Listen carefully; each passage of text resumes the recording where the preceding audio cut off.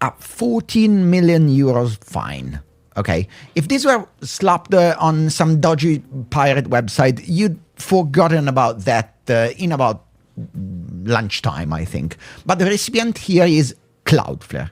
Cloudflare is one of the pillars holding up a massive chunk of the internet we use every day. And that's what is changing more or less everything. And this isn't really a story about piracy. It's a story about power, responsibility, and the end of kind of an era of the internet as we know it. Let's talk a little bit about that. I'm Matteo Flora, and this is Ciao Internet from Europe. Ciao Internet. For years, the fight against piracy was some sort of a game of cat and mouse. Okay, the authorities went after the users, then the websites, and then they ordered the internet service providers to block access via DNS or IP. Each move was met with the normal counter move. Okay, the most effective one for users, services like Cloudflare, which provide the map for the internet, the public DNS 1.1.1.1, and the reverse proxy, sort of an invisibility cloth, and the diplomatic passport transiting on VPN to bypass more or less any block. Let's state it clear. Cloudflare is not a pirate site, okay, but it's a powerful enabler. Its tools are essential for web security and speed, but they can even be used to sidestep the law. And enter Italy's new anti-pezzotto law.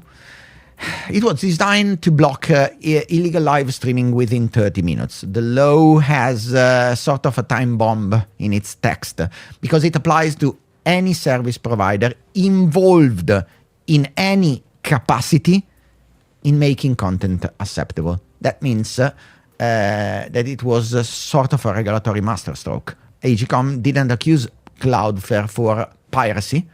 That would be some sort of legal quagmire. Instead, they argue, we sent you a legitimate, legally backed order to block these specific domains and IP. You just ignored it for a month. And the charge isn't piracy, but failure to comply. That is a subtle yet devastatingly effective distinction, you know. So, the ruling takes the long-held Silicon Valley mantra, technical neutrality, and throws it more or less out of the window. The idea that infrastructure providers are neutral pipes is officially over, and not since now. Okay, for 2 decades, the argument was simple. We just build the hammers, so we can be held responsible if someone is using that to break windows, okay? It was sort of a get-out-of-jail-free card. AGCOM decision effectively says not anymore. And from a behavioral standpoint, willful inaction in the face of a legal order is an action in itself. You are not neutral. You are not a neutral utility. You are sort of a strategic control point in the network. And this is one of the first major shot fired in the new regulatory landscape shaped by DSA, the European Digital Services Act. The DSA entire philosophy is to make large platform and services, and service providers technically, more accountable. And the battlefield has sort of fundamentally shifted. We moved from a crisis management approach focused on content to sort of a systematic approach focused on regulating the very infrastructure of the internet. And the signal sent by AGCOM, which also is the Italian's DSA coordinator, okay, is sort of crystal clear and is aimed at the entire ecosystem, from Google to Amazon Web Services. The message is we are just neutral alibi is sort of dead. If you control a critical piece of the internet infrastructure, you have a newfound obligation. You can no longer pretend you're just selling plumbing parts. And this creates some sort of massive policy dilemma. Okay, I'm conscious about that. On one hand, you need to cooperate to enforce national laws. On the other hand, forcing infrastructure provider to become some sort of content police risk creating fragmented and sort of a censored internet by design. And is a paradigm shift. I know about that. We are moving from content moderation to infrastructure regulation. And the rules that once applied to Facebook and YouTube, etc., are now being aimed to companies that hold the internet's backbone. Cloudflare will appeal, of course. It's totally within their rights. But the regulatory and political precedent has been set. And the legal battle in the administrative course will be long and messy, but the political signal is sort of undeniable. The question is no longer if these infrastructure giants must cooperate, but how. Finding that new balance between corporate responsibility and central state demand will sort of define the internet in the years to come. And I don't know. I don't see it as the end of an open internet as we know it. But there is some sort of need of steps to a more responsible digital ecosystem, and this is the most important part. But the thing that I really want to state clear is that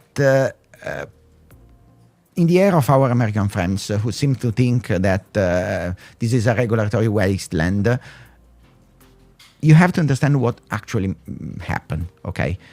Italy's regulator didn't just wake up and decided to fine Cloudflare. They issued a legally binding order to block some specific IPs involving live streaming piracy, okay? Cloudflare didn't just challenge the law in court, which is perfectly within their right. They simply ignored the orders for a month. So the 14 million euros fine is for non-compliance. In a rule of law system, when the judge or the state authority tells you to do something, you don't get to swipe left just because it doesn't fit your philosophy, okay? Cloudflare claim they are just a neutral pipe.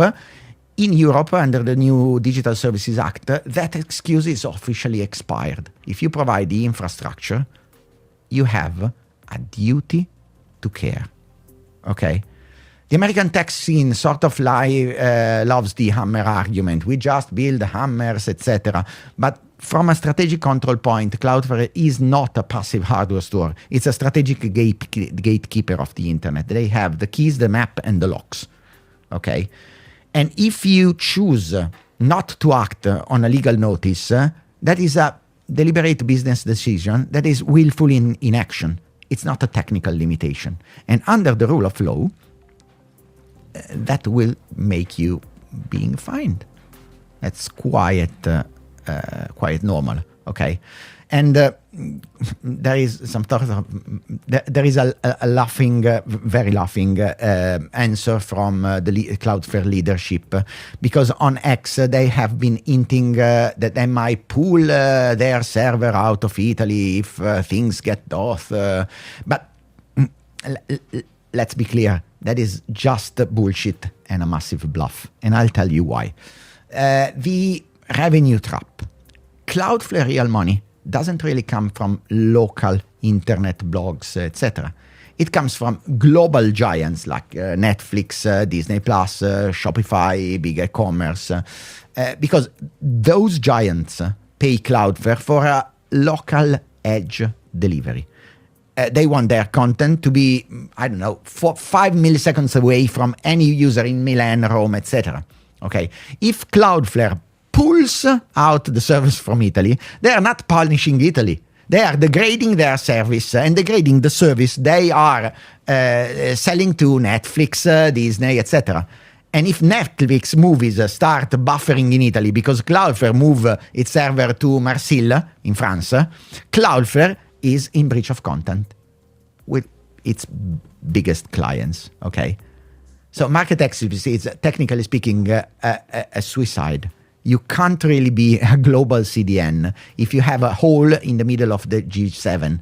Okay, their global enterprise customer won't tolerate the risk of their service being used as a pawn in some sort of regulatory tantrum. So the activist persona Cloudflare is putting on is just a little bit of smoke, of a smoke screen to hide what? A failed legal strategy. They thought they could export Silicon Valley's move fast and break things attitude to European judicial system, and it backfired. Okay. The message is, if you want to collect revenue from European user directly or indirectly, you must respect the European court system. And it's something that even Telegram, okay, noticed a few months ago. So the case set sort of the stage for the next decade, in the end of the infrastructure exceptionalism, we could say. Cloudflare will appeal, but the neutrality alibi is already in the morgue. The internet is no longer a Wild West. It's a regulated utility, not only in Europe. And it's time for the plumbers to start following the building codes. Okay? And that's it. Easy peasy. Nothing really complex. It's not about free speech. It's about